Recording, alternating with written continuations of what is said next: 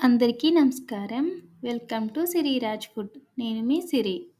ఈరోజు మన సిరిరాజ్ ఫుడ్‌లో మనం సేమియాతో కొత్తగా లడ్డూ ప్రిపేర్ చేద్దాం. ఈ లడ్డూ టేస్ట్ అయితే చాలా బావుంటుంది. చిన్న పిల్లల నుంచి పెద్దవాళ్ళ వరకు అందరూ తినొచ్చు.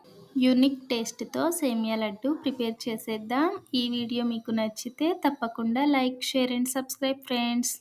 దీనికోసం ముందుగా ఒక బాండీ పెట్టుకొని అందులో ఒక కప్పు సేమియా వేసి ఈ సేమియాని గ్యాస్ మీడియం ఫ్లేమ్‌లో పెట్టుకొని కొంచెం లైట్‌గా ఫ్రై చేసుకోవాలి. సేమియా వేగడానికి ఎక్కువ టైం ఏమీ పట్టదు. 1-2 మినిట్స్ వేడైతే సరిపోతుంది.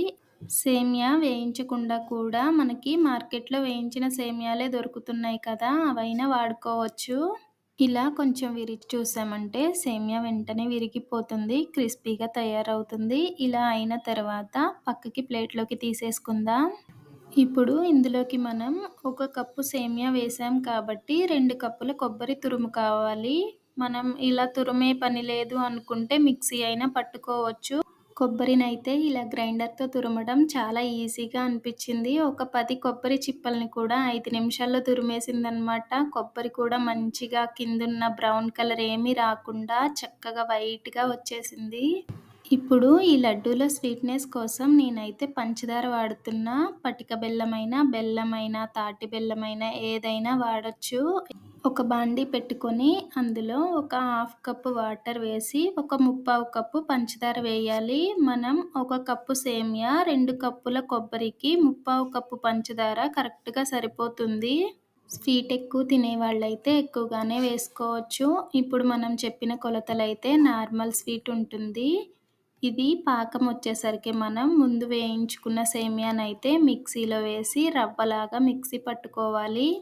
చూసారు కదా! మరీ మెత్తగా కాకుండా ఇలా కొంచెం రవ్వలా అయితే సరిపోతుంది. దీన్ని వేరే ప్లేట్‌లోకి టర్న్ చేసుకొని ఈలోపైతే మనకి పంచదార సిరప్ రెడీ అయిపోయింది. పంచదార ఏమి పాకం రావాల్సిన అవసరం లేదు. కరిగితే సరిపోతుంది. దీన్ని కూడా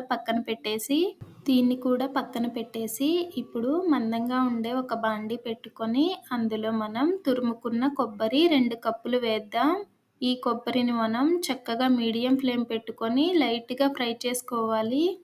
కొబ్బరి లైట్‌గా ఫ్రై అయిన తర్వాత మనం ముందు పట్టి పెట్టుకున్న సేమియా రవ్వ ఉంది కదా! అది వేసి చక్కగా కలుపుకోవాలి. ఇది వేయగానే కొంచెం తేమగా అనిపించినా ఫ్రై చేసిన తర్వాత విడివిడిగా మంచిగా అయిపోతుంది.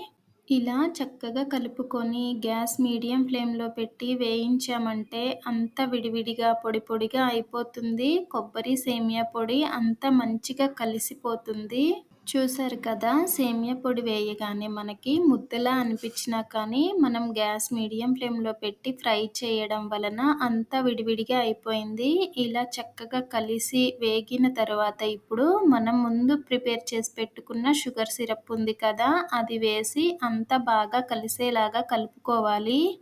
ఇదంతా బాగా కలిసిపోయిన తర్వాత కొంచెం నెయ్యి వేసి ఈ నెయ్యి కూడా అంతా స్వీట్ అంతా పట్టేలాగా కలుపుకోవాలి. అంతా కలిసిన తర్వాత మనకి చూస్తే అర్థమవుతుందనమాట. పట్టుకొని చూసినా అర్థమవుతుంది లడ్డూలా అవుతుందా లేదా అని.